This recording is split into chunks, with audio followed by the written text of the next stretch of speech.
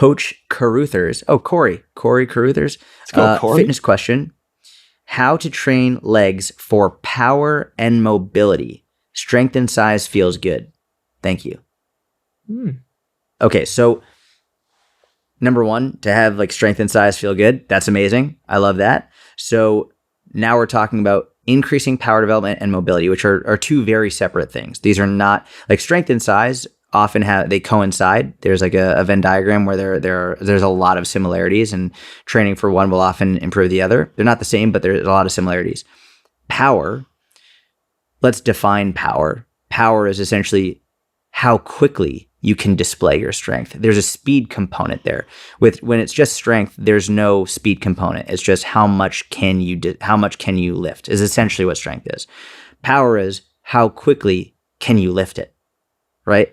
So the amount of time it takes to generate that equal amount of force. And so if you have one lifter who can deadlift 500 pounds, but it takes him 10 seconds, and you have another lifter who can deadlift 500 pounds, but it takes him 4 seconds, that lifter has way more power.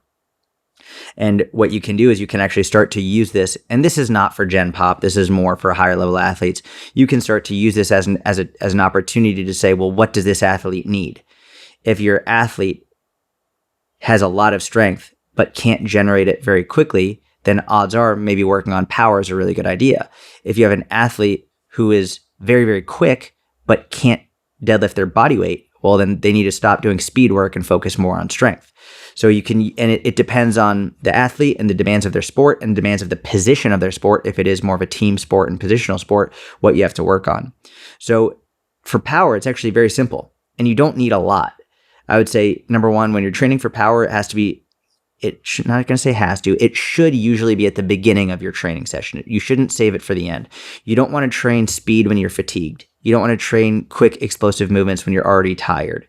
So building power for your lower body, something as simple as a squat jump, simple as a kettlebell swing, simple as a snatch, as a push press, a clean, a jerk, broad jumps are one of my all-time favorites.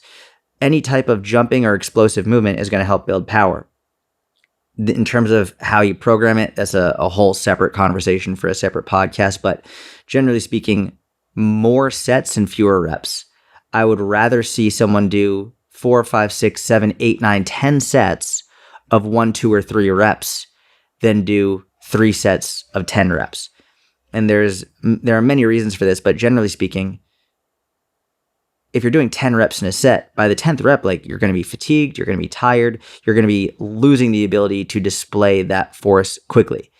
I would rather you do 10 sets of 2, because each set you're at your best. You're not fatiguing yourself. So even something like 8 sets of 4 kettlebell swings, very, very heavy, is a really great strategy to build power. 5 sets of 3 broad jumps is a really great set and rep scheme for broad jumps.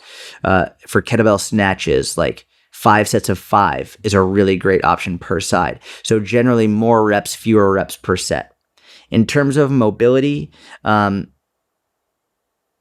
mobility is a tough one, especially to discuss without visuals. You know what? If I'm going to I think my best recommendation for improving mobility, I would say go to Hunter Fitness. Hunter Fitness, he's amazing. I've been friendly with him for many, many years. If you look him up on Instagram, Hunter Fitness. I'm actually planning on signing up for his membership program. Just because I want to learn from him. Watch 1 or 2 of his videos and you'll know you're on the mobility page. That's all. Yeah. And not only mobility, but his ability to control his mobility, to control the range. It's not like he just has the range. It's that he can control it without needing to put himself in that position. It's pretty wild. And it's a science. So I would say go to Hunter Fitness and look at his mobility stuff. And I'm going to sign up for his membership very soon. So yeah, I would say go there. That's my recommendation for that.